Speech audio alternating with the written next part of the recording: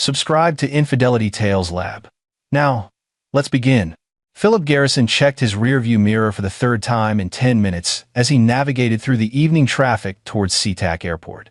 The October rain drummed against the windshield, and beside him, his 9-year-old son Jesse sat unusually quiet, his tablet glowing in the darkness. "You okay, buddy?" Philip asked, reaching over to ruffle Jesse's sandy brown hair. Jesse looked up, his green eyes so much like his mother's, though Philip tried not to think about that meeting his father's gaze. "Yeah, Dad. Just excited about Yellowstone." Philip smiled. This trip had been planned for 6 months, ever since the custody arrangement had been finalized. 2 weeks with his son, away from Seattle's gray skies and grayer memories. Away from Brandy and her new husband, Kurt Pope, who had inserted himself into Philip's life like a tumor the moment the divorce papers were signed. The divorce had been brutal. Brandy McKee, she'd taken back her maiden name, immediately had fought for full custody with a viciousness that still shocked Philip. He'd been a documentary filmmaker for 12 years, building a reputation for exposing corporate fraud and corrupt politicians. He thought he understood human nature's dark side, but nothing prepared him for watching the woman he'd loved for a decade transform into someone he didn't recognize. "We've got about 40 minutes until we reach the airport," Philip said, checking the GPS. "Want to stop for food?" "No, I'm good." Jesse's fingers moved across his tablet screen with unusual intensity. Philip had noticed his son's behavior had changed over the past few weeks. Jesse had always been bright reading at a 5th grade level in 2nd grade, teaching himself basic coding by age 7. But lately, he'd been withdrawn during their video calls, offering short answers and avoiding eye contact. Philip had attributed it to the adjustment to his mother's new marriage. Kurt Pope.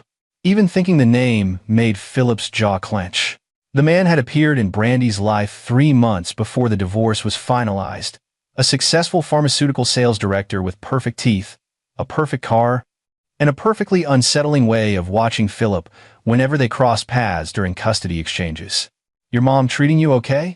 Philip asked carefully. The custody agreement prohibited speaking negatively about either parent, but he couldn't shake the feeling that something was wrong. Jesse's fingers stopped moving on the tablet. "She's fine. Kurt's around a lot. Does he? Does he treat you well?" "He doesn't hit me or anything, if that's what you're asking." Jesse's voice was flat, matter-of-fact, in a way that made Philip's stomach turn. "He mostly ignores me unless Mom's around. Then he's super nice." It's weird. Philip had suspected as much. Kurt had played the doting stepfather to be during the custody hearings, but the performance had been too polished, too rehearsed. Philip had tried to bring up his concerns with his lawyer, Joe McMullen, but without concrete evidence, there was nothing to be done. "Well, you don't have to think about any of that for 2 weeks, Philip said, forcing brightness into his voice. "It's just you and me, and a lot of geysers in Buffalo." Jesse managed a small smile, then returned to his tablet. They drove in companionable silence, the city lights giving way to the industrial sprawl near the airport. Philip's mind wandered to his latest project, a documentary about a network of fraudulent online pharmacies. The research had consumed him for the past 4 months, ever since he'd lost the battle for equal custody. Throwing himself into work had been the only thing keeping him sane. His phone buzzed. A text from Brandy. "Have a good trip. Remember to send photos." Philip didn't respond. The forced civility of their texts felt like walking on glass. Behind every benign message, he sensed calculation, strategy.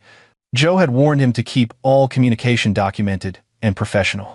"She's looking for you to slip up," his lawyer had said.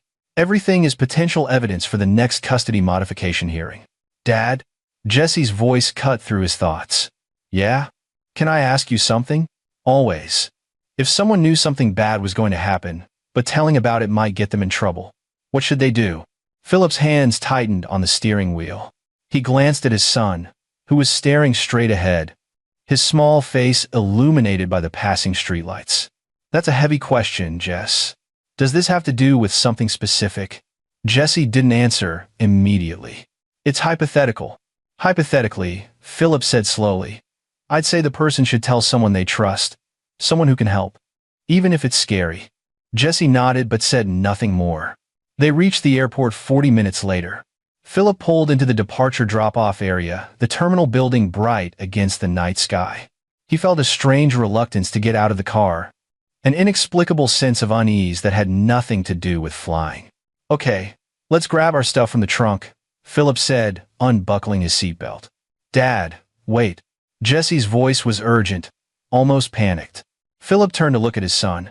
Jesse had set down his tablet and was reaching for the door lock button on the driver's side console. "Jesse? What?" The locks clicked down with a decisive thunk. "Don't get out here," Jesse said, his young face pale and frightened in the overhead light. "In 5 minutes, you'll understand why." "Buddy, what are you talking about? We need to get inside and check our bags." "No, we don't." Jesse pulled out his tablet, his hands shaking slightly. "I found something. I've been looking for 2 weeks, and I found it." Philip felt ice water pour down his spine. "Found what?" "Mom and Kurt. They're trying to set you up. Tonight. Right here." "What?" "Jesse. I'm not making it up." Tears welled in Jesse's eyes. "I heard them talking last week when they thought I was asleep. Kurt said something about the airport, an anonymous tip, and won't see it coming. I didn't understand at first, but then I started paying attention. Really paying attention." Philip's documentary instincts kicked in, overriding his disbelief. "Tell me everything. Exactly what you heard and saw." Jesse wiped his eyes and took a shaky breath. 3 weeks ago, Kurt started going into the garage a lot, always when I was supposed to be at my friend Wesley's house. But one time, Wesley's mom was sick, so I came home early. Kurt's car trunk was open, and he had these plastic bags, white bags with zip tops, like the ones you see in movies about drugs. "Jesse, I know how it sounds, Dad, but I'm not done. Last week, I was in bed, but I came downstairs to get water. They were in Kurt's office with the door mostly closed. I heard Kurt say, 'Once Philip gets arrested at the airport, emergency custody will be automatic. They'll give you full custody immediately, and he'll be tied up in criminal court for months. Even if he beats the charges, he'll never get Jesse back.'" Philip sat perfectly still, his mind racing. Every instinct screamed that this was paranoid fantasy, a child misunderstanding adult conversation. But Jesse's eyes held something Philip recognized from his own work, the certainty of someone who had uncovered a terrible truth. "Did you hear anything else?" Mom asked what if you didn't have luggage to check. Kurt said it didn't matter, that he'd already taken care of access. Whatever that means. Jesse pulled up something on his tablet. "So I started researching. Kurt worked for Hartley Pharmaceuticals until 6 months ago. I found an article, it's archived. They tried to scrub it about him being investigated for stealing controlled substances. The charges were dropped, but the article says the evidence mysteriously disappeared." Philip took the tablet, scanning the news story. Kurt Pope's professional headshot stared back at him, all white teeth and corporate confidence. The article was 3 years old, buried in a local business journal's website. "There's more," Jesse said, his voice steadier now. "Last night, after you picked me up, I checked your car. You always leave it unlocked in the driveway, right? I found something in the wheel well of the trunk." "You found what?" Jesse reached into his backpack and pulled out a gallon-sized plastic bag. Inside was a smaller sealed bag containing white powder. Philip's heart stopped. "Jesus Christ, Jesse, why did you take that?" "Because I knew you wouldn't believe me without proof. I wore gloves, I'm not stupid, and I recorded myself finding it, with timestamp and location data." Jesse's hands were shaking again. "Dad, if we unload your luggage here, if we go inside, they've already called the police. Kurt told Mom the anonymous tip was scheduled for right when we'd be checking bags. They're going to search the car and your luggage and find drugs. Kurt has more planted somewhere. I know he does." Philip looked at his son, this brilliant, terrifying, brave little boy, and then at the terminal building. In the distance, he could see 2 police cruisers parked near the main entrance. "How much time did you say we have?" The call was supposed to be made at exactly 7:45. "It's 7:42 right now." Philip's mind shifted into the mode that had won him awards and accolades, the mode where every detail mattered, where patterns emerged from chaos. He thought about Kurt's access. The man was at his house regularly now, dropping Jesse off, picking him up for activities when Brandy worked late. The car was often unlocked in the driveway. It would have been easy. He thought about the custody battle, about how desperately Brandy had fought, about how Kurt had encouraged every aggressive legal maneuver, about how much money Kurt had poured into Brandy's legal fund, far more than a concerned boyfriend should. He thought about the pharmaceutical article, about charges dropped and evidence disappeared. And he thought about the emergency custody laws, about how any parent arrested for felony drug possession would immediately lose custody rights, potentially permanently. "Buckle up," Philip said, starting the engine. "What are we doing?" "Exactly what you said. We're not getting out here. We're going to." 3 police cars rounded the corner of the terminal, lights flashing. They moved with purpose, surrounding Philip's sedan from 3 sides. Officers emerged, hands on holsters, faces serious and alert. Jesse's breath caught. "Dad." "It's okay," Philip said, though his heart hammered against his ribs. "We've got evidence. We've got your video. They haven't searched the car yet." An officer approached the driver's side window, tapping on the glass with his flashlight. Philip recognized him, Detective Sam Vance, a man he'd interviewed 2 years ago for a documentary about police corruption. They'd gotten along well. That might matter now. Or it might not. Philip rolled down the window slowly, hands visible on the steering wheel. "Mr. Garrison," Detective Vance said, his expression neutral. "We need you to step out of the vehicle." "Detective, before I do that, I need to tell you something important." Philip kept his voice calm and level. "My son has evidence that we are being framed. There is a planted substance in this vehicle, and we have documented proof of who put it there and when." Detective Vance's eyes flicked to Jesse, then back to Philip. "Sir, we received an anonymous tip about controlled substances in your vehicle. We need to conduct a search." "I understand. I'm not resisting. But I'm asking you. I'm begging you to let me show you something first. My son recorded video evidence of discovering planted drugs in this car last night. He has it on his tablet, with timestamp and GPS data. If you search this car and find drugs, I want that evidence on record before any charges are filed." Something in Detective Vance's expression shifted, a flicker of uncertainty or maybe curiosity. Philip pressed on. "You remember the Hartley Pharmaceuticals story? The exec who got away with theft because evidence disappeared? That's Kurt Pope. He's married to my ex-wife. This is about custody, Detective. Please, just look at what my son found before you make any decisions."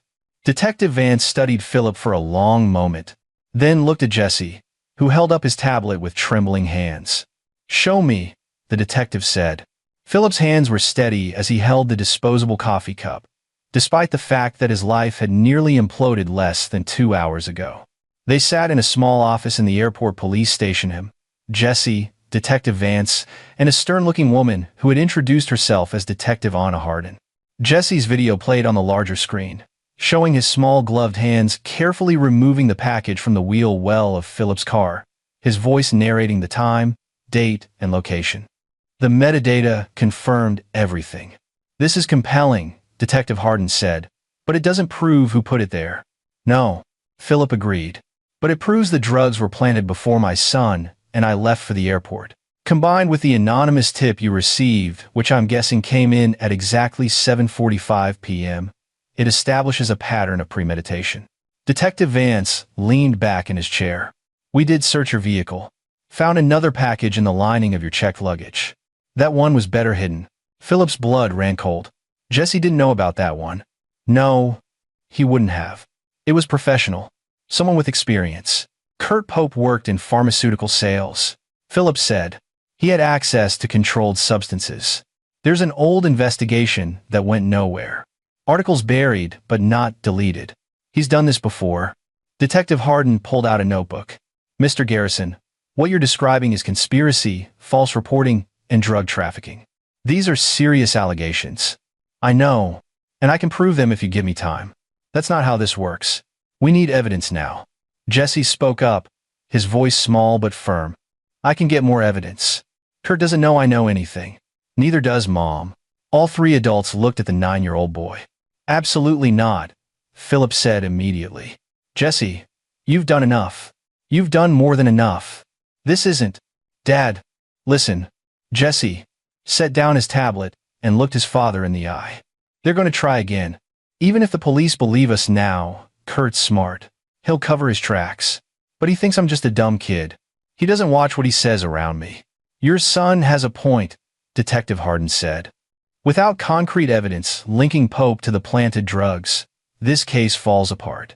The anonymous tip could have come from anyone. Pope's prints aren't on the bags. I'm assuming he wore gloves. We've got nothing to arrest him on except a child's testimony about an overheard conversation. Philip stood abruptly, anger flooding through him. So what? We just let him try again? Wait for the next setup? No, Detective Vance said quietly. We build a case. Properly. But we need Mr. Garrison's cooperation, and we need to be smart about it. You mean you want to use my son as bait? I mean, Detective Hardin corrected, we want to give your son the chance to help protect you. There's a difference. We can wire him, train him on what to listen for. Kids are natural investigators. Adults underestimate them constantly.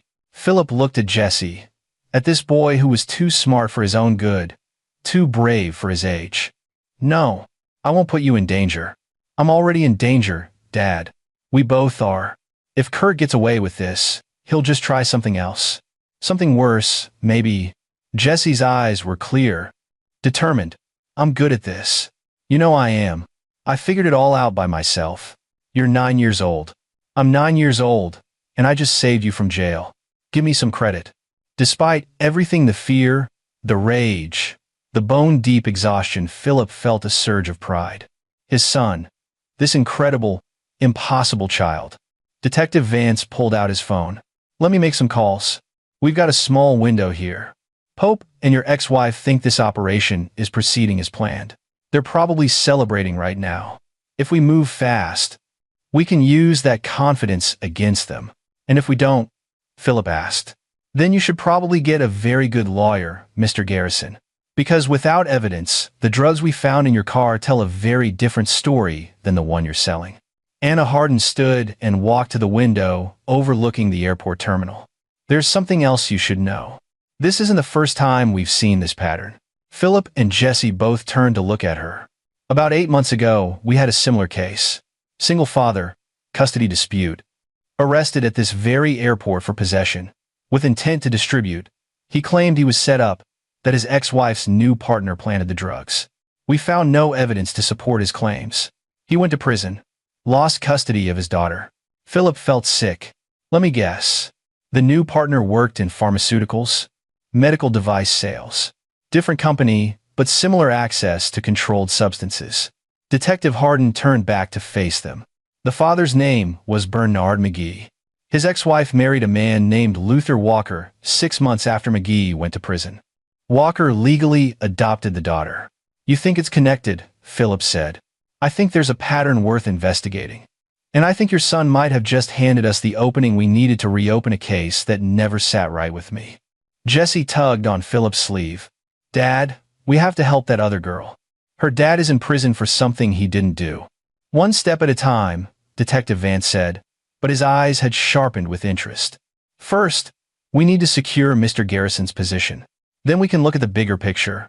Philip sat back down, his mind racing through scenarios and possibilities. This was like his documentary work, finding the thread that connected disparate events, following the evidence to its logical conclusion.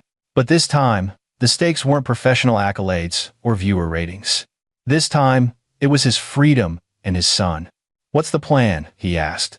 Detective Hardin pulled out a folder. First, we're going to very quietly book you on suspicion of possession. It'll be in the system, which is what Pope and your ex will be watching for. But we'll release you on your own recognizance within the hour. The arrest will be flagged as under investigation, which buys us time. Won't that alert them that something's wrong? Not necessarily. Courts are backed up, procedures take time. It's believable that you get processed and released pending lab results and formal charges. She paused. Meanwhile, Jesse goes back home as scheduled after your trip is canceled due to your arrest. He's upset, traumatized, which won't be hard to fake. Pope and your ex will be focused on moving forward with emergency custody. That's when people get sloppy. You want him to record them, Philip said flatly. Washington is a two-party consent state for recordings, Detective Vance added. But if Jesse overhears conversations not directed at him if he happens to be in the house, while Pope and Miss McKee discuss their plans, that's different. Especially if Pope makes any mistakes about where those conversations happen. Jesse was nodding along, following the logic. Kurt talks on the phone a lot. In his office, but the door isn't always closed. And he uses Bluetooth in his car. I could probably... No, Philip interrupted. Even if I agreed to this, which I haven't, you are not getting in a car alone with that man. I wouldn't be alone. You could follow us. Or the police could. Mr. Garrison, Anna Hardin said gently. I understand your concern, but your son is going to go back to that house regardless. The custody agreement doesn't change just because you were arrested. In fact, it'll probably accelerate the transfer. Do you want him going in there unprotected, or do you want him going in there with resources and training? The logic was sound, but Philip hated it. Every paternal instinct screamed at him to grab Jesse and run. Get on a plane to anywhere. Start over. Disappear. But that would just prove he was guilty. And Jesse would never forgive him for running. How long? Philip asked. How long would he need to do this? A week at most. If we don't have something actionable by then, we pull him out and try a different approach. And you're sure it's safe? Detective Vance leaned forward. We'll have unmarked units on the house 24/7. Jesse will have a panic button disguised as a watch. Any sign of physical danger, we move in immediately. We're not going to let anything happen to your son, Mr. Garrison. Philip looked at Jesse again. His boy. His brilliant, brave, reckless boy. I want to do this, Dad, Jesse said quietly. I want to help. Not just for us. For that other girl whose dad is in prison. For whoever else Kurt might do this to. And there it was, the moral clarity of a child who still believed the world could be made right, that justice was possible, that good could win if you were smart enough and brave enough. Philip had lost that faith somewhere in the divorce proceedings. But looking at his son now, he felt a flicker of it return. Okay, he said, the word feeling like jumping off a cliff. But we do this my way too. I'm not sitting on the sidelines while my son risks his neck. I'm going to investigate Kurt Pope and find every piece of dirt the man has ever buried. And when we take him down, it's going to be complete. Detective Hardin smiled, the first genuine emotion Philip had seen from her. Mr. Garrison, I was hoping you'd say that. Because we're going to need your particular skill set here. You're quite good at exposing people who think they're untouchable. Yeah, Philip said, feeling the old investigative hunger stir in his gut. I am. The production studio Philip rented month to month was in a converted warehouse in the industrial district, tucked between a metalwork shop and a craft brewery. He'd set it up after the divorce, needing space away from the house he'd once shared with Brandy, away from the memories that had curdled into something toxic. It was 3 a.m. Jesse was asleep on the worn leather couch Philip kept for late-night editing sessions, wrapped in a blanket that smelled like coffee and stress. Philip sat at his workstation, 3 monitors glowing in the darkness, fingers flying across the keyboard. Detective Hardin had given him access to the McGee case files under strict confidentiality agreements. Bernard McGee's story read like a template for what had almost happened to Philip. Bitter divorce. New partner appearing right before the final custody hearing. Anonymous tip at an airport. Drugs found in luggage and vehicle. Swift arrest and imprisonment. McGee's lawyer had been public defender, overworked and underpaid. The man hadn't stood a chance. Philip pulled up McGee's social media profiles, then his ex-wife Teresa Lawrence's accounts. She'd married Luther Walker 7 months after McGee's conviction. Walker had adopted McGee's daughter, Gabriella, now 11 years old. All traces of Bernard McGee had been scrubbed from their public lives. Luther Walker. Philip typed the name into his custom database system he'd built over years of investigative work, pulling from public records, court filings, professional licensing boards, and archived news articles that mainstream search engines had long buried. The first hit made his breath catch. Walker had worked for Hartley Pharmaceuticals, the same company Kurt Pope had worked for. Philip's hands froze over the keyboard. He pulled up both employment records, cross-referencing dates and departments. Walker had been in medical device sales. Pope in pharmaceutical sales. Different divisions, but both had access to controlled substances through their work. Both had left the company under circumstances that were documented in carefully worded HR reports that said nothing while implying everything. That's not a coincidence, Philip muttered. He dug deeper. Walker and Pope didn't have a direct connection on any social media platform. No shared friends, no common activities. But Philip had learned long ago that the absence of obvious connections often meant people were hiding something, He started looking at metadata, at location tags, at the digital breadcrumbs people left without realizing. 6 months before Bernard McGee's arrest, Luther Walker had checked into a hotel bar in Portland. The same night, Kurt Pope had posted a photo from a pharmaceutical conference at the same hotel. Philip's heart rate kicked up. He started building a timeline, cross-referencing both men's public and semi-public activities. Conference attendance, business trips, social media activity, even restaurant reviews. It took 2 hours, but patterns emerged. They'd been in the same city at the same time on at least 6 occasions over a 3-year period. Always at industry events, always with plausible deniability. But 6 times was too many for coincidence. They know each other, Philip said to the empty room. They're working together. He pulled up Kurt Pope's current social media. The man's Facebook page was a carefully curated display of suburban happiness. Photos with Brandy, staged shots of family dinners with Jesse smiling stiffly, check-ins at upscale restaurants and golf courses. The performance of a successful man living his best life. Philip clicked through to the photos, zooming in on backgrounds, looking for anything useful. In one shot from 2 months ago, a barbecue at what looked like a corporate event, he spotted someone familiar in the background, Luther Walker, holding a beer and laughing. "Got you," Philip whispered. He screenshot the image, enhanced it, ran it through facial recognition just to be certain. Definitely Walker, which meant Pope and Walker were still in contact. Still working together. But why? What was the end game? It couldn't just be about custody. This was too elaborate, too risky. Philip opened a new search window and started looking at the financial records he'd been able to access through public databases. Kurt Pope's declared income was around $180,000 a year, comfortable but not extraordinary. Yet, his spending patterns told a different story. High-end car lease, expensive condo, frequent luxury purchases. He was living well above his means. Luther Walker showed a similar pattern. Good income, but expenditures that suggested additional revenue streams.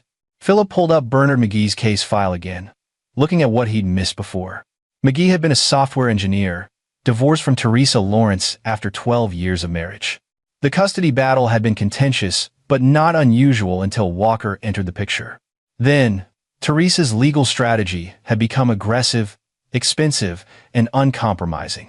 The drug charge had been the finishing blow: possession with intent to distribute, based on the quantity found in McGee's vehicle.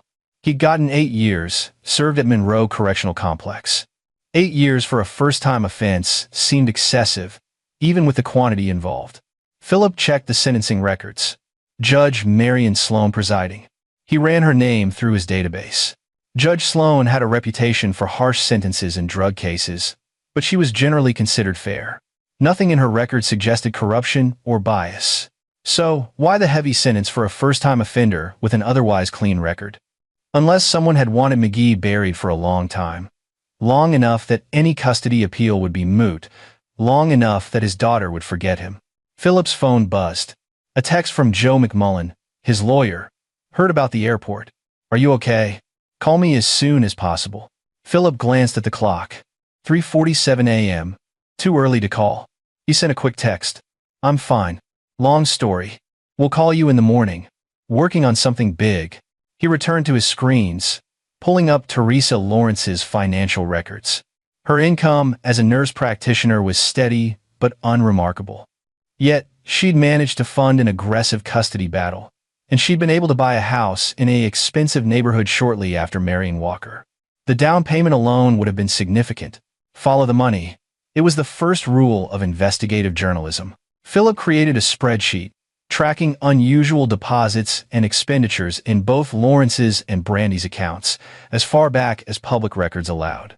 Brandy's account showed a similar pattern: sudden improvement in financial circumstances, right around the time Kurt Pope entered her life. Despite the fact that divorce typically meant reduced household income, someone was funding these custody battles. But who? And why? Behind him, Jesse stirred on the couch. "Dad? What time is it?" "Almost 4. Go back to sleep, buddy. Did you find something?" Philip turned to look at his son, who was sitting up now, rubbing his eyes. "I found a lot of things. Kurt and Luther Walker, the man who married Bernard McGee's ex-wife, they worked together. They know each other. And I think they're running some kind of scheme together. Like a business. Yeah, but an illegal one. I just can't figure out what they're getting out of it yet. Jesse padded over to the workstation, blanket draped over his shoulders like a cape. He studied the monitors with interest. What if it's not about money? What do you mean? Well, you always say people do bad things for 3 reasons. Money, power, or emotion, right? That's what you told me when we watched your documentary about the city council guy. Philip nodded. He'd forgotten he'd said that. So if it's not money, or not just money, maybe it's power, or emotion. Jesse pointed at the photo of Kurt and Brandy. Kurt acts like he won something when he's around Mom. Like he's proud of taking her away from you. Out of the mouths of babes, Philip thought. You might be onto something. He pulled up Kurt Pope's divorce records. The man had been married before, briefly, 7 years ago. The divorce had been acrimonious, lots of allegations on both sides. But nothing had stuck. Ex-wife's name, Charlotte Orr. She'd moved out of state after the divorce, to California. Philip found her current social media profiles. She was remarried, seemed happy, 2 kids from the new marriage. He hesitated, then sent her a direct message. Miss Orr, my name is Philip Garrison. I'm investigating your ex-husband Kurt Pope regarding some serious legal matters.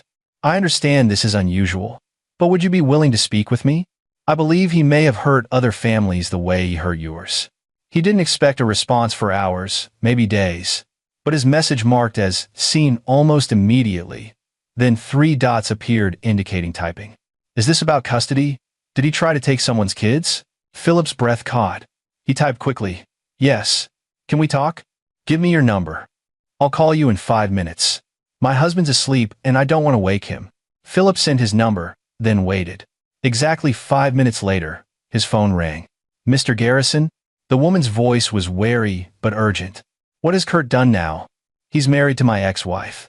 They tried to frame me for drug possession at an airport last night. My son figured it out in time to stop it. A long silence. Then, Jesus, he actually did it. I always knew he'd try. Try what? Miss Orr, what do you know about your ex-husband? Call me Charlotte.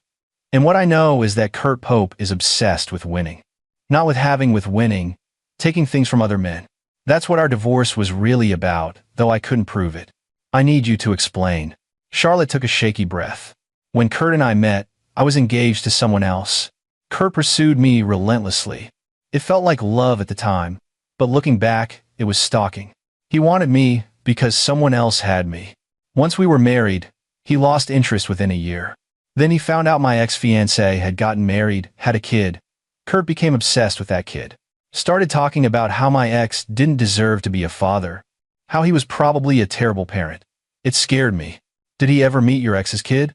No. But he tried. He'd drive past their house, learn their schedules. I caught him looking at the kid's school website once. When I confronted him, he made it seem like I was being paranoid. But I knew. I divorced him before he could do whatever he was planning. Philip felt ice in his veins. Charlotte, do you know if Kurt knows a man named Luther Walker? Luther, yeah.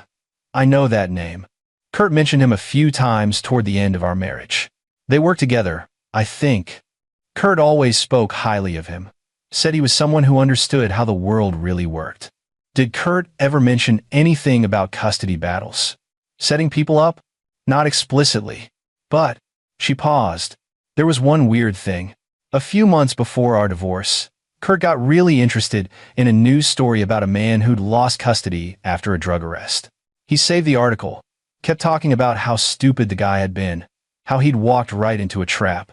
I asked him why he cared so much, and he said something like, because it's the perfect crime. Nobody suspects the new partner. Philip's hand tightened on the phone. Charlotte, would you be willing to testify to all of this if needed? If it'll help, put Kurt away. Absolutely. That man is dangerous, Mr. Garrison. I've spent 7 years looking over my shoulder, waiting for him to come after me somehow. Maybe, if he's in jail, I can finally breathe. They talked for another 20 minutes. Charlotte provided details about Kurt's behavioral patterns, his vindictiveness, his need to dominate and control. She also mentioned that Kurt had a burner phone he thought she didn't know about. He'd slip away to make calls on it, always careful to keep it hidden. If he's doing something illegal, that phone probably has the evidence, Charlotte said. But I have no idea how you'd get access to it. After the call ended, Philip sat in the darkness, pieces clicking into place. Kurt and Luther weren't just framing men for fun or for money. They were doing it for the psychological satisfaction of destroying families, of taking children away from their fathers. The money, whatever financial scheme they had going, was secondary to the power trip, which made them infinitely more dangerous than Philip had initially thought. You couldn't reason with or predict someone motivated by pathological need. Jesse had fallen back asleep in Philip's chair. Head on his arms, Philip carefully lifted his son and carried him back to the couch, tucking the blanket around him. "I'm going to stop them," Philip whispered. "I promise." His phone buzzed again. Detective Hardin. Status update? Philip typed out everything he'd learned, attaching screenshots and links. He hit send, then opened a new document and started outlining his next steps. Kurt Pope thought he was untouchable, thought he was smarter than everyone else. He was about to learn differently. The family court waiting room smelled like stale coffee and institutional desperation. Philip sat on a plastic chair, hands folded in his lap, projecting calm while his mind raced. Across the room, Brandy McKee sat with Kurt Pope beside her, their body language a carefully staged display of concerned parenting. This emergency custody hearing had been scheduled within 48 hours of Philip's arrest. Joe McMullen had argued strenuously against it, but the facts were damning on paper. Philip Garrison, arrested at SeaTac Airport with significant quantities of controlled substances, facing felony charges.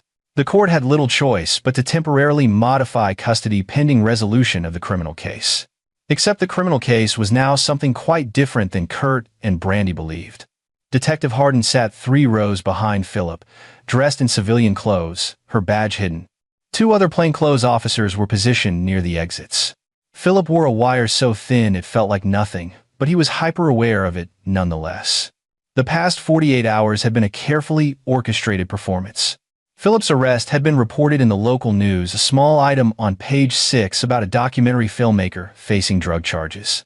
Joe McMullen had made statements about Philip's innocence, about investigating the matter thoroughly. Everything had proceeded exactly as Kurt and Brandy would have expected. Meanwhile, Philip had been meeting with detectives Hardin and Vance Daly, building their case. Charlotte Orr had provided a sworn statement about Kurt's behavioral patterns. Philip had documented every connection between Kurt and Luther Walker. And Jesse had been fitted with recording equipment so sophisticated it was invisible, a watch that captured audio, a backpack with a hidden camera, even modified shoelaces with GPS tracking. Jesse sat next to Philip, now small and quiet, playing a game on his tablet. To anyone watching, he looked like a child waiting anxiously for adults to decide his fate. Only Philip could see the subtle focus in his son's eyes, the way he was tracking every movement in the room. "All rise for the Honorable Judge Christina McConnell," the bailiff announced. They stood. Judge McConnell entered, a woman in her 50s, with steel-gray hair and a no-nonsense expression that suggested she'd seen every custody manipulation tactic ever invented. "Be seated. We're here for the emergency hearing in the matter of McKee versus Garrison, regarding temporary custody modification. Counsel, approach." Joe McMullen walked to the bench, along with Brandy's attorney, a sharp-eyed woman named Carrie Sellers, who specialized in high-conflict custody cases. Philip watched Kurt instead of the lawyers. The man sat perfectly still, expression carefully neutral, but there was something in his eyes, a glint of satisfaction, of victory anticipated. He thought he'd won. The hearing proceeded with grim efficiency. Carrie Sellers laid out the case. Philip's arrest, the drugs found in his vehicle and luggage, the danger to the child, the necessity of immediate custody transfer. She was good, her arguments polished and persuasive. Joe McMullen countered with Philip's clean record, the circumstantial nature of the evidence, the ongoing investigation into possible framing. But he was fighting uphill. In family court, the safety of the child trumped all other considerations. Judge McConnell listened to both sides, her expression unreadable. "Mr. Garrison, do you have anything to say before I make my ruling?" Philip stood. "Yes, Your Honor. I'd like to request that my son be allowed to speak. He's 9 years old enough to have his wishes considered." Brandy's attorney objected immediately. "Your Honor, the child is too young to understand the complexity of these proceedings. We object to him being put in the middle of this dispute." "Overruled," Judge McConnell said. The child is old enough to express a preference, though that preference will be only one factor in my decision. Jesse, would you like to tell the court how you're feeling about all this? Jesse set down his tablet and stood. He looked very small in the formal courtroom, but his voice was steady. Your Honor, I love both my parents, but I want to stay with my dad. Can you tell me why? Jesse? Because my dad didn't do anything wrong. Someone else put those drugs in the car.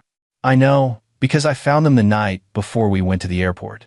I recorded video of finding them, and I showed it to the police. The courtroom went very still. Philip watched Brandy's face drain of color.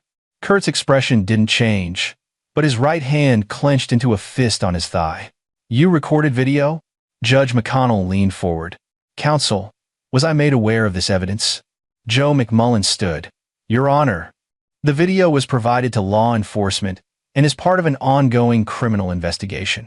We have copies available for the court's review. I want to see it. Bailiff, set up the display. The next 10 minutes were excruciating. Jesse's video played on a screen visible to everyone in the courtroom. His small gloved hands removing the package from Philip's car, his voice narrating the discovery, the timestamp and GPS data stamped in the corner. When it finished, Judge McConnell turned to Brandy's attorney. Miss Sellers, does your client have any explanation for this evidence? Carrie Sellers looked like she'd been blindsided. She whispered urgently with Brandy for a moment, then said, Your Honor, we were not aware of this video. We'll need time to review and respond. I see. And Mr. Pope, who I understand is Miss McKee's husband and lives in the household where Jesse would be placed under a custody modification. Do you have anything to say about these allegations? Kurt stood smoothly, his expression concerned and earnest. Your Honor, I'm shocked by this. If someone planted drugs in Mr. Garrison's vehicle, it certainly wasn't me or my wife. Perhaps it was someone else with a grudge against him. Mr. Garrison makes documentaries exposing corruption. He must have enemies. It was a good response, Philip had to admit. Reasonable, plausible, shifting suspicion elsewhere. Judge McConnell studied Kurt for a long moment.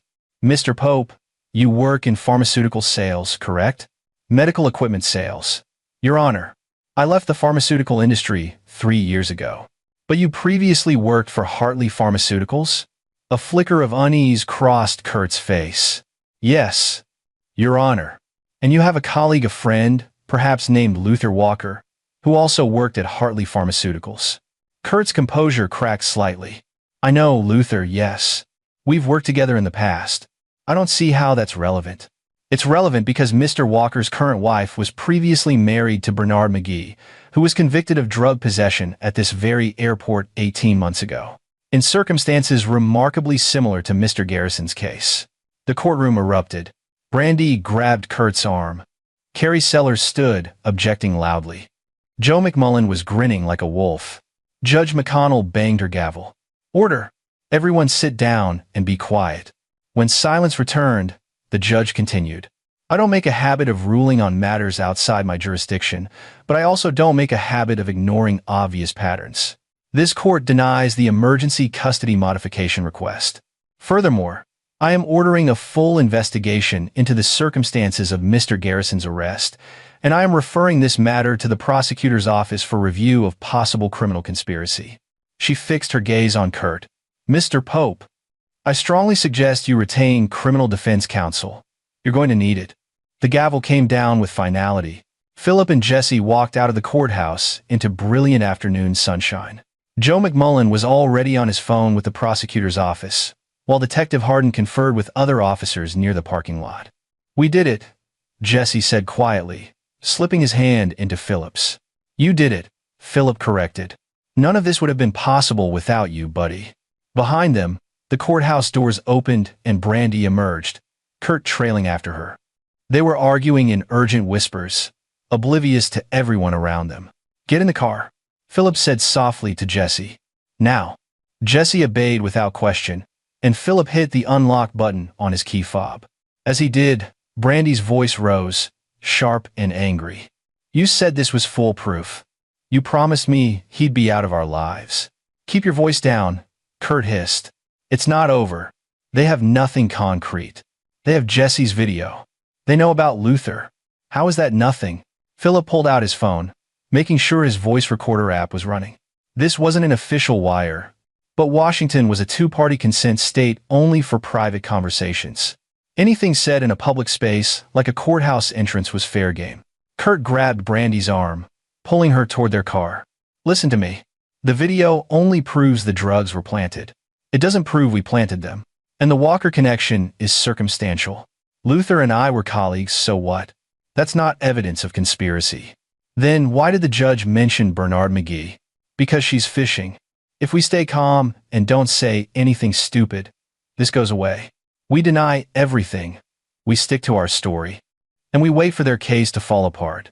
They'd reached their car now, a black Mercedes that Kurt had leased 3 months ago, right around the time he'd started planning this operation. Philip watched them climb in, saw Kurt's face through the windshield as the man ran his hands through his hair, stress finally breaking through his controlled facade. Philip's phone buzzed. Detective Harden, you catch any of that? Every word. Not sure it's enough, though. It's not. But we're just getting started. Philip climbed into his own car, where Jesse was buckled in and waiting. What happens now? Jesse asked. Now we go home, order pizza, and watch terrible movies until we fall asleep on the couch. And then we finish what we started. Philip started the engine. Kurt and Luther think they're smart enough to wriggle out of this. They're counting on gaps in the evidence, on reasonable doubt, on the legal system's limitations. But they made one critical mistake. What's that? Philip smiled, and it wasn't a kind expression. They pissed off a documentary filmmaker with a personal stake in exposing them. And I've taken down much more powerful people than Kurt Pope. They drove home in comfortable silence, but Philip's mind was already racing ahead. The courthouse hearing had been a victory, but it wasn't the end game. Kurt was right that the evidence was still largely circumstantial. They needed something concrete, something that would not only destroy Kurt and Luther legally, but also free Bernard McGee from prison. At home, Philip kept his promised pizza, bad movies, and quality time with his son. But after Jesse fell asleep, Philip returned to his computer and the investigation that had consumed his life. He'd been granted access to Bernard McGee's prison records, and what he found there was enlightening. McGee had maintained his innocence throughout his incarceration. He'd filed multiple appeals, all denied. But more interesting were his visitor logs. Luther Walker had visited McGee twice in the first year of his sentence. Both visits had been short, just 30 minutes each. The reasons listed were family business, technically true since Walker had married McGee's ex-wife by then. But why would Walker visit the man he'd helped frame? It didn't make sense unless... Philip sat up straighter. Unless Walker had been there to gloat. To make sure McGee understood exactly who had destroyed his life and why. Philip pulled up the prison call logs. McGee had made weekly calls to his daughter for the first year, then the calls stopped abruptly. Philip cross-referenced the dates the calls ended right after Walker's second visit. He thought about Jesse, about how much his son meant to him, about the horror of being separated from him by lies and manipulation. And he thought about Bernard McGee, sitting in a cell, unable to even speak to his daughter because someone had poisoned that relationship. Philip drafted an email to his contact at the Innocence Project. If they could prove McGee's framing, they could get his conviction overturned. That was the bigger prize, not just protecting himself, but freeing an innocent man. His phone rang. Private number. Hello? Philip Garrison. A man's voice. Unfamiliar, with a slight southern accent. Who's this? Someone who's very interested in your recent legal troubles. And specifically, in Kurt Pope. Philip's grip tightened on the phone. I'm listening. You're digging into Pope's background, connecting him to Luther Walker. That's smart. But you're missing some pieces. Pope and Walker aren't just running custody scams for kicks. There's money involved. Lots of it. Who is this? Let's just say I'm someone who got burned by the same operation a few years ago. I didn't have a smart kid to save me, so I lost everything. My daughter, my career, my life. But I've been watching Walker and Pope ever since. Waiting for my chance. How did you know to contact me? The courthouse hearing was public record. Your kid's testimony was reported in the legal blogs. I put 2 and 2 together. The man paused. Look, I can give you information that'll blow this whole thing open. But I need something in return. What? When this all comes out, and I believe you're the kind of person who'll make sure it does, I want my daughter to know the truth. I want her to know I didn't abandon her, that I fought for her. Her name's Gabriella McGee, and she lives with her mother and Luther Walker in Redmond. Philip's breath caught. You're Bernard McGee. A bitter laugh. I was Bernard McGee. Now, I'm just inmate 47729 at Monroe. But yeah, that's me. How are you calling me from prison? You'd be amazed what you can accomplish with good behavior and a sympathetic guard. But I don't have much time, so listen carefully. For the next 15 minutes, Bernard McGee laid out everything he'd pieced together from inside prison. Kurt and Luther had been running their scheme for at least 5 years. They targeted divorced fathers with custody disputes, befriended the ex-wives, married them, and then systematically destroyed the fathers' lives. But the endgame wasn't just custody, it was financial. Once they have full custody, they go after the father's assets, McGee explained. Child support, sure, but also college funds, inheritances, trusts, anything tied to the kid. Luther has access to my daughter's college fund, $85,000 that my parents left her. Kurt probably has similar access to your ex-wife's finances. But why? They both have good jobs. Because they're addicted to the con. The money's just how they keep score. They're narcissists, Philip. The ultimate high for them is taking everything from another man and making him watch. The fact that they profit from it is just icing. Philip absorbed this, his mind cataloging every detail. What kind of information can you give me? I've got dates, times, patterns. I know when Luther visits, what he says, how he operates. I've got a list of 3 other men I think they've targeted. I found their names in legal databases, similar cases, similar MOs. And I've got something else. What? Proof that Luther Walker tampered with evidence in my case. I couldn't use it during my appeal because I couldn't verify it from inside prison. But you could. How? Luther still has the burner phone he used to coordinate my setup. I know because he showed it to me during his last visit. He wanted me to see it, wanted me to know. But what he didn't know is that I memorized the number. And that number has a data trail, texts, calls, GPS coordinates. If you can get a warrant to pull those records, you'll have everything you need. Philip was already typing on his computer. Give me the number. McGee recited it, and Philip wrote it down. This is huge, Bernard. Why didn't you tell the police? I tried. No one believed me. I'm a convicted felon claiming I was framed by my ex-wife's new husband. Cops hear that story 100 times a day. But you're different. You've got your kid backing you up, you've got resources, and you've got people starting to listen. You can do what I couldn't. I will, Philip promised. And I'm going to get you out of there. I don't care about me anymore. Just make sure my daughter knows. Make sure Gabriella understands. The line went dead. Philip sat in the darkness, staring at the phone number he'd written down. This was the key to everything. But getting a warrant for phone records required probable cause, and he wasn't sure what they had would be enough. Unless he pulled up Charlotte Orr's contact information and sent her a text. Charlotte, does Kurt still have the burner phone you mentioned? She replied within minutes. As far as I know, yes.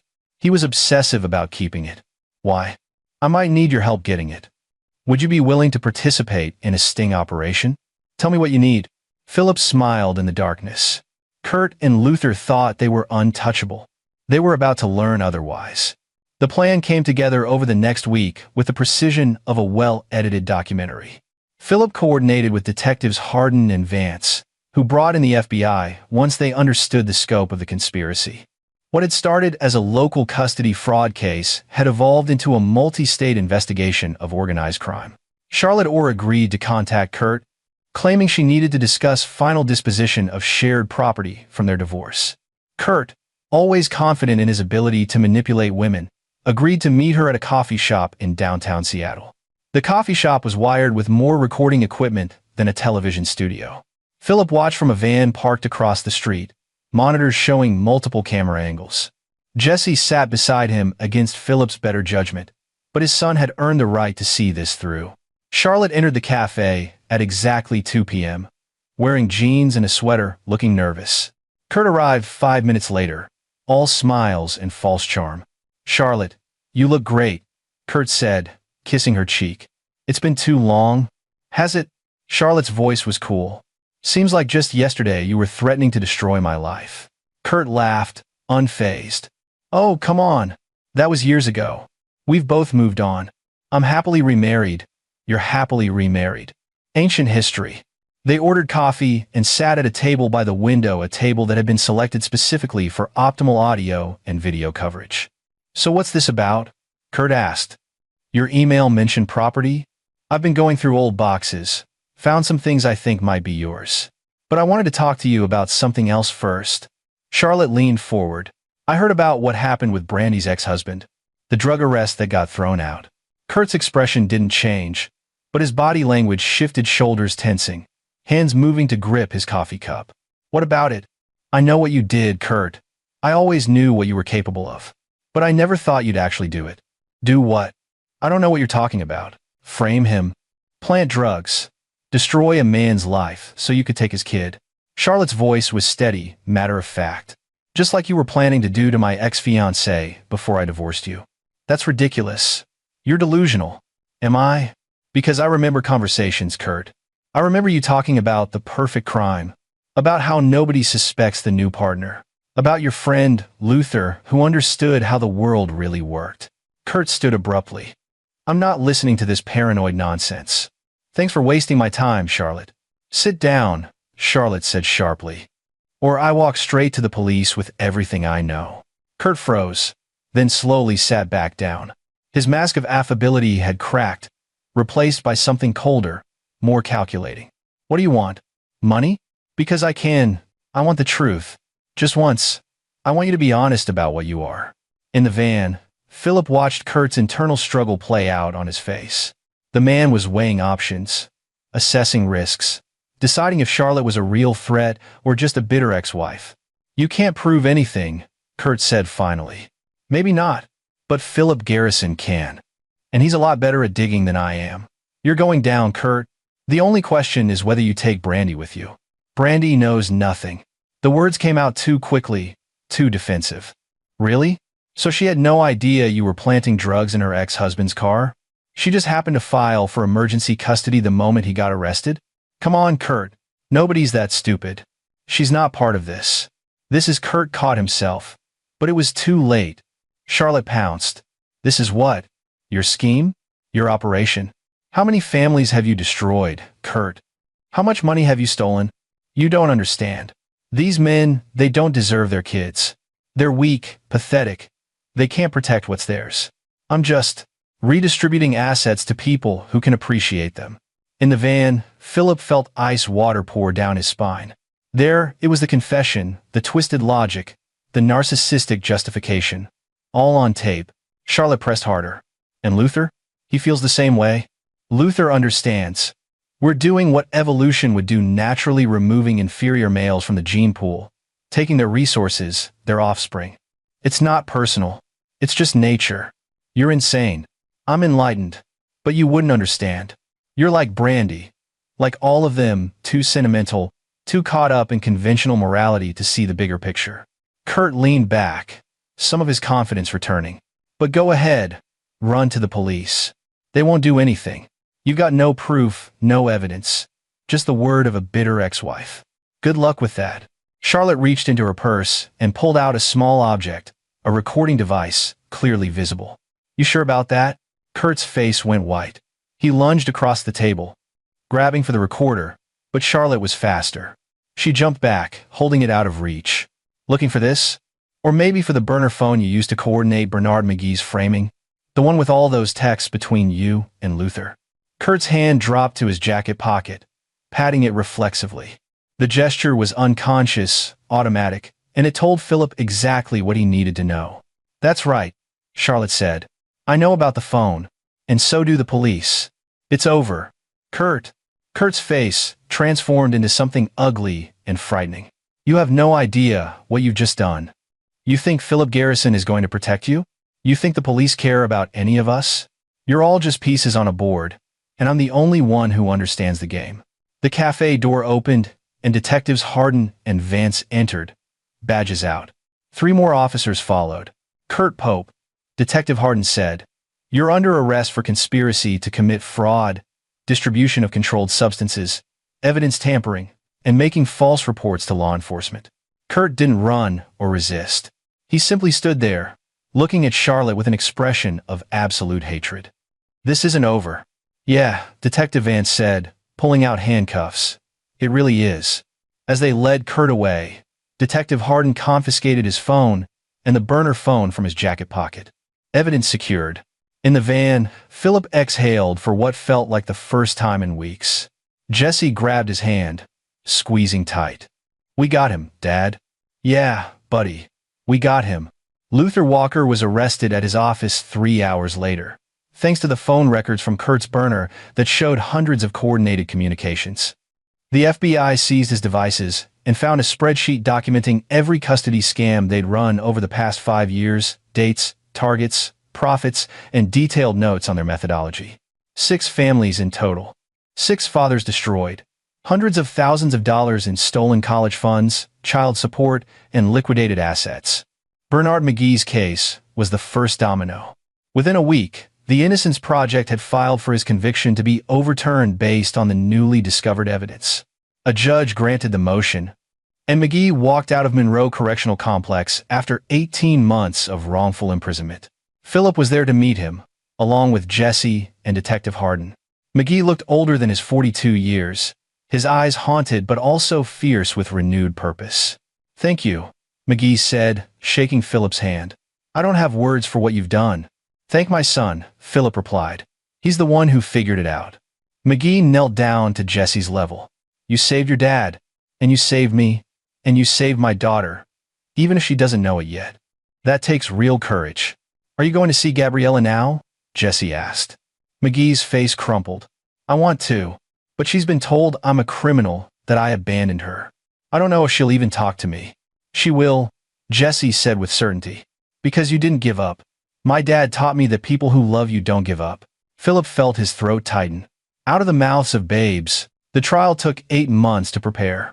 The prosecution built an airtight case with the evidence Philip and the detectives had gathered. Kurt and Luther were charged with RICO violations. The scheme qualified as organized crime. Brandy McKee was offered immunity in exchange for testimony, and she took it, selling out Kurt with a viciousness that suggested their marriage had been more strategic alliance than love match. Philip attended every day of the trial, documenting it for a new documentary he'd titled The Perfect Crime. Jesse came to the verdict reading, dressed in his best clothes, sitting quietly while the jury foreman read the results. Guilty on all counts, Kurt Pope received 23 years in federal prison. Luther Walker received 25. The judge, in her sentencing remarks, noted that their crimes had violated the fundamental bonds of family and trust, causing immeasurable harm to innocent children for nothing more than personal gratification and financial gain. Philip walked out of the courthouse with his son's hand in his, feeling something he hadn't felt in years: peace. 6 months after the verdict, Philip's documentary premiered at Sundance to critical acclaim. It won the Grand Jury Prize and was picked up by a major streaming service. The story captivated audiences: the 9-year-old boy who saved his father, the conspiracy that destroyed families, the journalist who exposed it all. But Philip's favorite moment wasn't at Sundance or during any press interview. It was a quiet Sunday afternoon at a park in Redmond, watching Bernard McGee push his daughter Gabriella on a swing while she laughed with genuine joy. Teresa Lawrence had agreed to joint custody once the truth came out, horrified by what Luther had done. Gabriella's therapy was ongoing. Learning that her stepfather had framed her biological father had been traumatic, but the counselor was optimistic. Children were resilient, especially when they knew they were loved. "She's doing okay," McGee said, joining Philip and Jesse on a nearby bench. "Some days are harder than others, but we're building a relationship. That's more than I thought I'd ever have." "You're doing great," Philip assured him. "Because of you. Because your son was brave enough and smart enough to see what was happening." Jesse looked up from his book. "I just paid attention. That's all. Adults say kids don't notice things, but we notice everything." "Wise words," McGee said. "I'm trying to pay better attention now too. To Gabriella, to what matters. Luther took 18 months from me, but he's not taking anything more." They sat in comfortable silence, watching Gabriella play. Other kids joined her on the playground equipment, and Philip noticed how she'd grown more confident over the past months, how the shadows had lifted from her eyes. "What's next for you?" McGee asked. Philip shrugged. "More documentaries. Maybe some teaching University of Washington asked if I'd guest lecture. Mostly just being present for this guy. He ruffled Jesse's hair. And the custody situation with your ex? Settled. We've got equal custody now, supervised exchanges through a third party. Brandy's actually been apologetic. I think she's in therapy, dealing with how Kurt manipulated her. I'm not ready to forgive her yet, but I'm trying to understand. That's more grace than I have, McGee said quietly. I look at Teresa, and I just feel angry. She believed Luther's lies about me so easily. She didn't question, didn't investigate. Just accepted that I was a criminal and moved on with her life. People believe what they want to believe, Philip said. It's easier than facing uncomfortable truths. Jesse closed his book. Dad, can I go play with Gabriella? Sure, buddy. They watched Jesse run off to join Gabriella on the monkey bars. The two kids had formed an unlikely friendship, bonded by shared trauma and the peculiar wisdom that came from seeing their parents at their worst and best. He's an amazing kid, McGee said. He saved my life, literally and figuratively. He saved mine too. Strange how things work out. If Kurt and Luther had been just a little bit smarter, a little bit more careful, they'd have gotten away with it. But they underestimated Jesse. Underestimated you. Philip thought about that. About the moment in the car at the airport when Jesse had locked the doors and said those terrifying words, "In 5 minutes you'll understand why." About the courage it took for a 9-year-old boy to stand up against adults who were supposed to protect him. Kurt and Luther's biggest mistake was thinking this was about intelligence, Philip said. It wasn't. It was about love. Jesse saved me because he loves me. I fought back because I love him. They couldn't understand that because for them, love was just another tool for manipulation. Speaking of which, McGee said, pulling out his phone, you should see this. He showed Philip a text from Charlotte Orr. Kurt tried to send me a letter from prison. I returned it unopened. Thought you'd want to know he's still trying to manipulate people. Philip snorted. Some people never learn. The warden tells me Kurt and Luther aren't speaking to each other. Turns out there's no honor among narcissists. Kurt's blaming Luther for getting caught. Luther's blaming Kurt for being too cocky. They're destroying each other now. Good, Philip said simply. They watched the kids play until the sun started to set, painting the Seattle sky in shades of orange and gold. It was the kind of perfect evening that reminded Philip why he'd fought so hard, why he'd risked everything. Family, truth, justice. In the end, those were the only things that mattered. 1 year after the trial, Philip received an invitation to speak at a conference on family law reform. He brought Jesse, who had become something of a minor celebrity in advocacy circles, the boy who'd exposed a multi-state custody fraud operation. Standing at the podium, looking out at judges, lawyers, social workers, and law enforcement officers, Philip felt the weight of their attention. I'm not an expert on family law, he began. I'm just a father who almost lost everything. But I learned some things during that experience that I think are worth sharing. First, listen to children. Really listen. My son tried to warn me something was wrong, and I almost dismissed it because I couldn't believe adults would do what they were doing. Children see things we miss. They notice patterns and inconsistencies. We need to create systems that take children's voices seriously. Second, custody decisions should be based on evidence, not assumptions. Kurt Pope and Luther Walker succeeded multiple times because judges and social workers assumed that new partners wouldn't harm children, that mothers inherently made better decisions, that fathers arrested for crimes must be guilty. Those assumptions destroyed families. Third, we need better mechanisms for investigating claims of evidence, tampering, and framing in custody cases. Bernard McGee spent 18 months in prison because no one would listen to his claims of being set up. That's 18 months he'll never get back, 18 months his daughter grew up without him. That's not justice. Philip paused, making eye contact with the audience. The system failed multiple families because it assumed good faith from all parties. But family law cases often involve people at their worst, desperate, angry, manipulative. We need to build safeguards that account for bad actors. My son saved me because he was smart and brave. But no 9-year-old should have to be that smart or that brave. The system should protect families, not enable their destruction. The applause was thunderous. Afterward, Dozens of lawyers and advocates approached him with stories of similar cases they'd encountered, of suspicions they'd had but couldn't prove, of families destroyed by sophisticated fraud. "We're proposing new legislation," one state representative told Philip. "Mandatory investigation protocols when drugs are found in custody disputes. Independent verification of evidence. Stronger penalties for false reporting." Your case opened a lot of eyes. Philip felt a grim satisfaction. Kurt and Luther had destroyed 6 families, but their exposure might save hundreds more.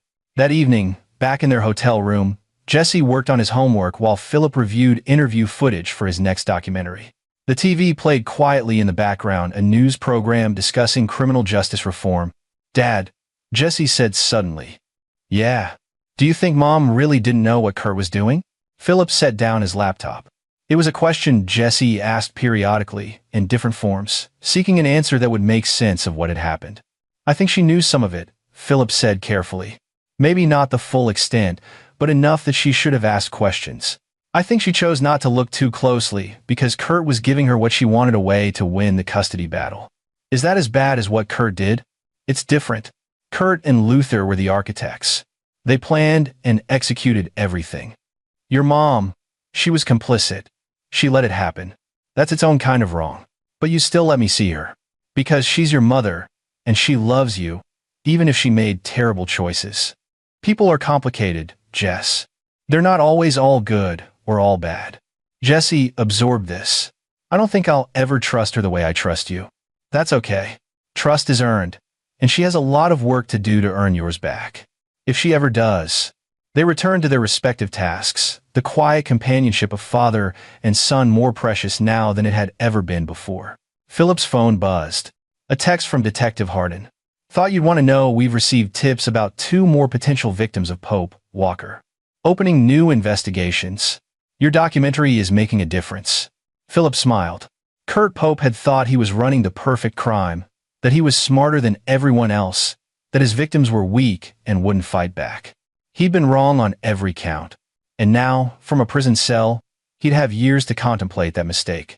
Justice, Philip thought, wasn't always swift, but when it came, it was sweet. And there you have it. Another story comes to an end. What did you think? I'd love to hear your thoughts in the comments below. If you enjoy this story, consider joining our community by subscribing. It means the world to us.